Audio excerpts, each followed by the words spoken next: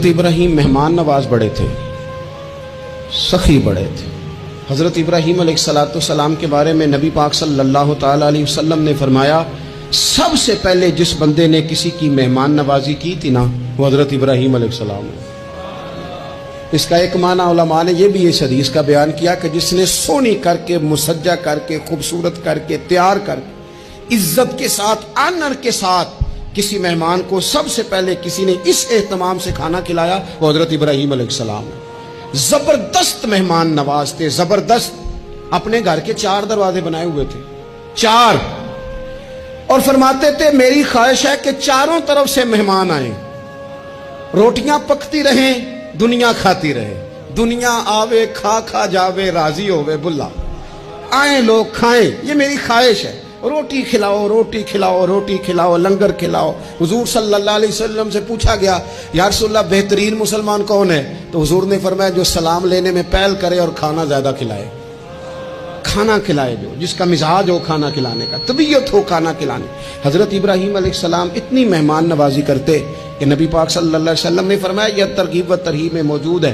حضور علیہ السلام نے فرمایا کہ اللہ تعالیٰ نے حضرت ابراہیم علیہ السلام سے ایک دفعہ فرمایا، ابراہیم یہ جو آپ کو اپنا خلیل بنایا ہے نا، یہ اس لیے بنایا ہے کہ آپ کے دل مخلوق کے حق میں بڑے نرم ہیں، آپ مہمان نوازی بڑی کرتے ہیں، اور کبھی کبھی مشکل حالات ہوتے ہیں نا، ٹف حالات، ان میں بھی مہمان نوازی کرتے، ان میں بھی پانی پلاتے، کھانا کھلاتے، لوگوں کو اس دور کی ضروریات کے مطابق لوگوں کو دیکھتے۔ ہمارے نا پورا باب ہے حدیث پاک میں، بخاری مسلم میں، کہ بندہ ہمیشہ دل کا غنی ہوتا ہے۔ دلوں میں کبھی گنجائش بن جائے نا، دلوں میں، تو جیبوں میں بھی اللہ بنا ہی دیتا ہے۔ اپنے دلوں میں گنجائش بنائیں لوگوں کے لیے، اپنی طبیعتوں میں گنجائش۔ ہماری طبیعتوں میں گنجائش نہیں ہوتی۔ اللہ تعالیٰ بعض بندوں کو نواز دیتا ہے، انہیں چاہیے کہ وہ گنجائش رکھے، کشادہ کریں اپنے دل کو، سینے کو۔ حضرت ابراہیم علیہ السلام نے نا ایک دفعہ قحط ہو گیا تھا، تو مہمان تو اب آئے بیٹھے تھے، بلکہ ان دنوں میں مہمان زیادہ بڑھ جاتے ہیں، کئی دفعہ زیادہ لوگ آ جاتے ہیں۔ اب وہ قحط کا زمانہ تھا، بہت ساری جگہوں پہ فصل ہی نہیں تھی، اناج ہی نہیں تھا، تو مہمان زیادہ ہو گئے۔ اب حضرت سارہ جناب ہاجرہ گھر میں موجود ہے اور لوگوں کی لائنیں لگی ہوئی ہیں۔ حضرت ابراہیم علیہ السلام کا مصر میں ایک دوست تھا، حضرت حکیم الامت نے اس کو لکھا ہے، آپ نے نا اس کو کچھ سامان بھیجا، بوریاں بھیجی، فرمایا یار تیرے پاس گندم ہے تو ذرا گندم کی بھر دے بوریاں، مہمان بڑے آ گئے ہیں، روٹی کھلانی ہے لوگوں کو۔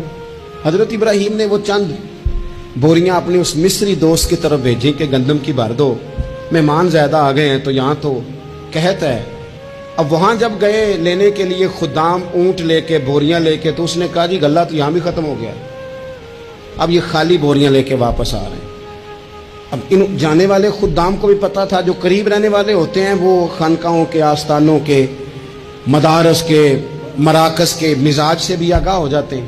ان کو پتا تھا کہ اب مہمان تو بیٹھے ہیں، بیسیوں، درجنوں، سینکڑوں، تو سب کو پتا ہے کہ بھئی گندم آ رہی ہے، مصر سے آنا ہے تو کھانا ملنا ہے۔ اب بوریاں جب خالی آئیں گی تو بڑا مسئلہ بن جائے گا، ان کے تو دل کمزور پڑ جائیں گے۔ انہوں نے کہا کہ تسلی دیتے ہیں، ان کو تسلی دیتے ہیں۔ رستے میں نا کچھ ریت بوریوں میں بھر لی تاکہ فوری طور پہ دیکھنے والے پریشان نہ ہوں، ریت بھر کے لے جاتے ہیں اور پھر جا کے آرام سے رکھ دیں گے۔ پھر حضرت ابراہیم سے گزارش کریں گے، غلہ نہیں ملا، وہ ایک خوبصورت سا آواز کریں گے، لوگوں کو، دلوں کو تسلی ہو جائے گی، اور پھر اگلا بندوبست کر لیں۔